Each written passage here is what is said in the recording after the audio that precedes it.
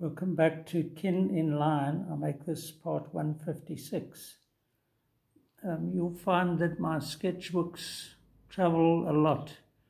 So we stopped last time in Cape Recife, and I think this would have been sketched at the reclamation ponds at Cape Recife, where there are a couple of bird hides. So I've got probably a yellow-billed duck here. But then turn the page and you're suddenly back with, this is the Magna Carta guy, whose name I forget. Damn it. Simpson, somebody Simpson. And that was the guy who accompanied him.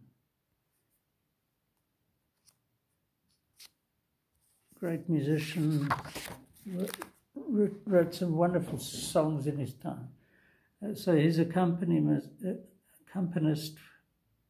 sort of played various instruments, and here we've got him on the mandolin. Quite like this fluid use of color and line, just sort of integrating gently to combine to create a living drawing, not just some dead, static thing.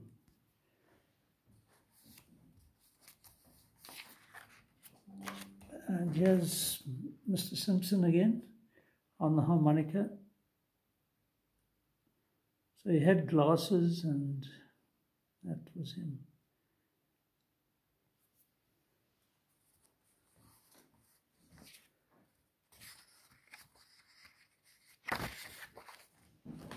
And the accompanist, I think this time on the guitar.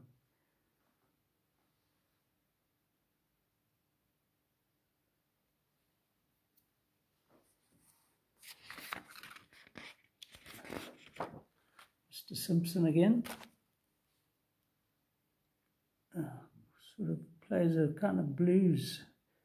A lot of his music is more blues than folk, but certainly he's a master musician. And then typically we're back in the Karoo somewhere. Very quick sketch. Looks like I started with pencil and then resorted to felt tip pen.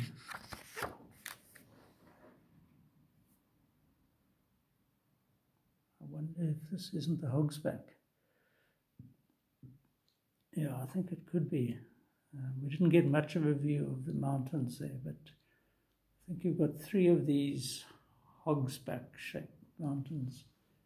It was, that weekend, it was for my mother's 90th? No, could it have been? 80th birthday.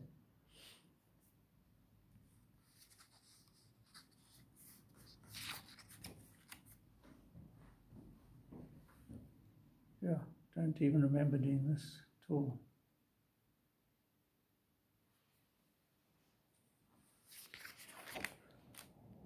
Oh, talking of my mother,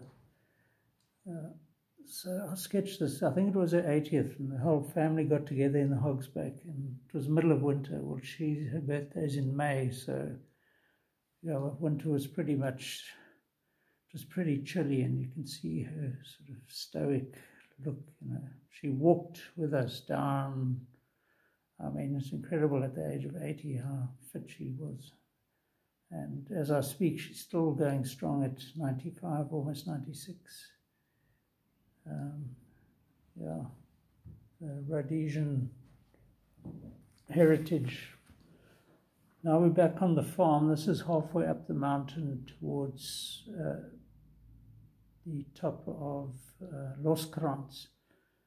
And when I got so tired I had to stop, then I haul out the sketch pad and then just sketch the mountains. Or just take photographs if I'm feeling slack. And when I got to near the top on this occasion, I never made it to the top. So looking up, those loose rocks looked like they could tumble down. I thought those were 3 people on top, 3 of my climbing colleagues. In fact, 3 bushes, but they looked so human. So I actually sketched it as if those were people.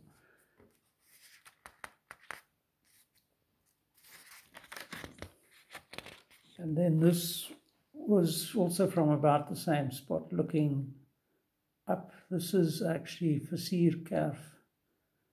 This is the end of that ridge that starts at the top with this, and then it, as you go sort of down, it ends in Loskrans. It's this long ridge, and this is the top end of it. Some quite thick vegetation in amongst the boulders and just another view out over Koppie upon Koppie mountain. I think that's that Bull Hook again on the left.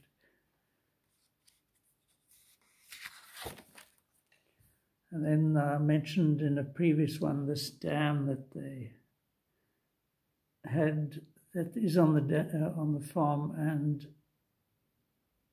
an inflatable dinghy with somebody rowing it.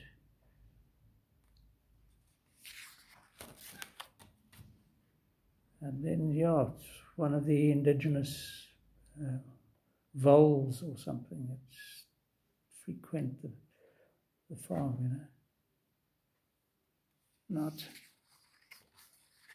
Probably found the rest of the book is taken up again with my weird creatures.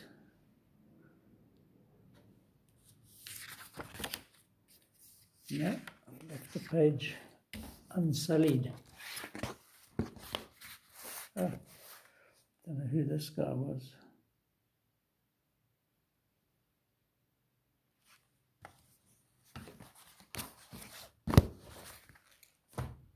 And then this was I should have time just to do this.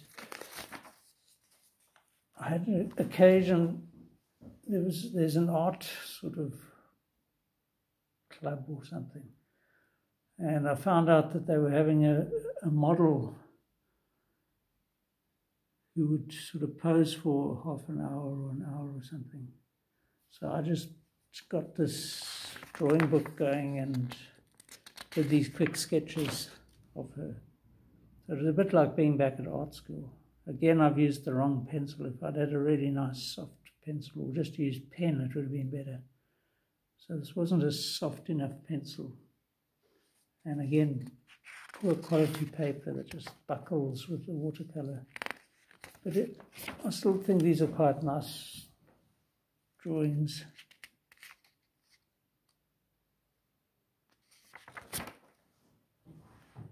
So they again did a series of quick sketches, of quick poses.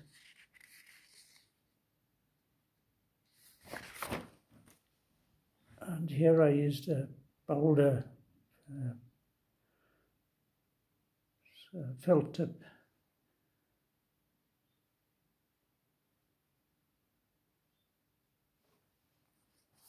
Should have stuck with that. At least it's quite sort of strong. If you're going to put line down, make sure the line is nicely visible.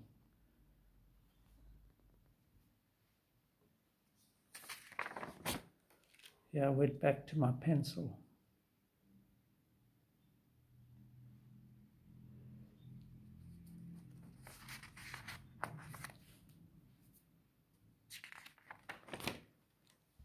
And then, of course, I got bored with the model, so I sketched some of the other people sketching, or, you know, quite like this one.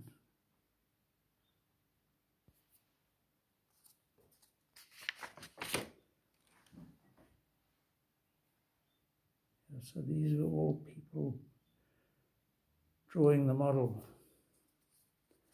I mean, I think one of them it might have been this person, did a really good, complicated, long pose.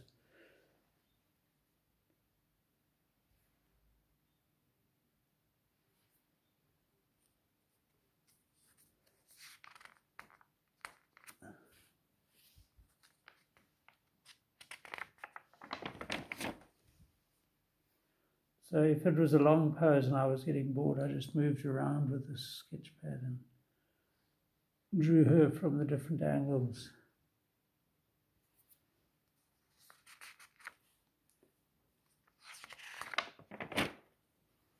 That's her in the foreground and somebody sketching there, drawing in the background.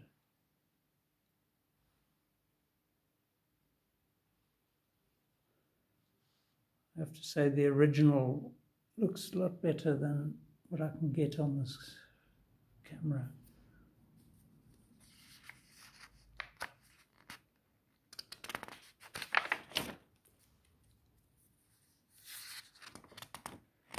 I mean, they did this very long pose and it wasn't very inspired pose. So I just knocked this out, which wasn't.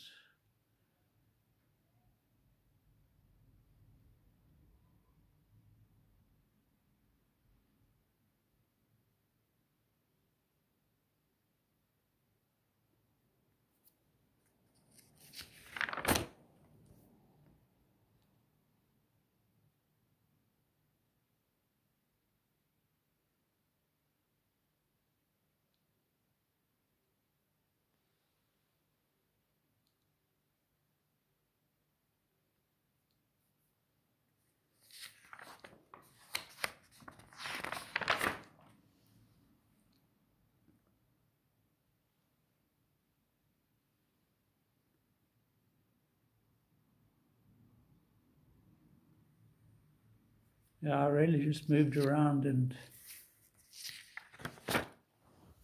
tried to get her from all angles.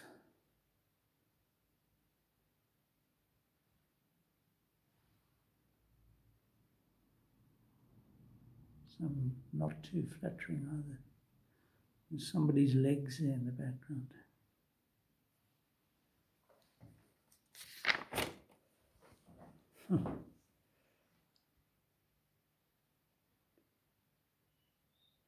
Quite like, now in retrospect, I quite like the way I've done this watercolouring and using the running ink to sort of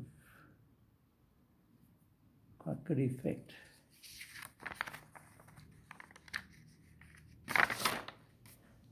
And one chap sketching away here, left-handed, I think.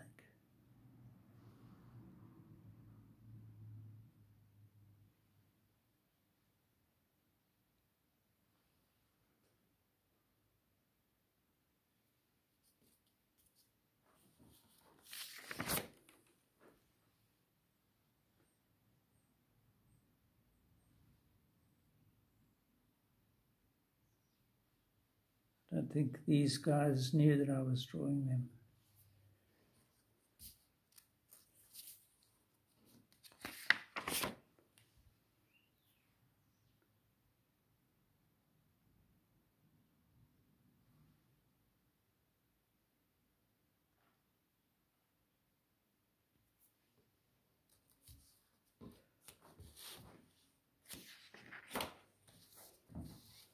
Yeah, I remember this woman. You can see this assertive looking face here. Holding the page with one hand or the board with one hand and powering away with the other.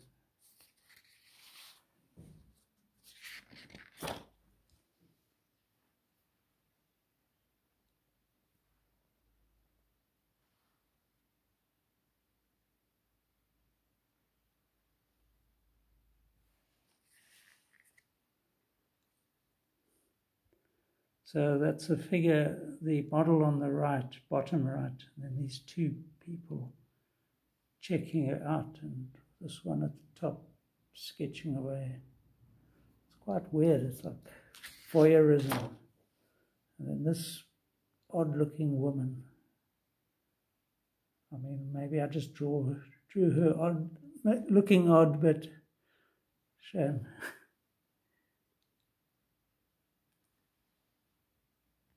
Quite a characterful sketch. Or this one, vast and bulbous, as I think Frank Zappa once described something.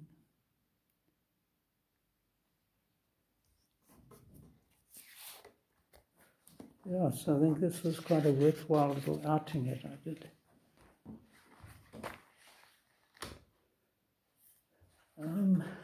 Yeah, started with that, and we'll end with this.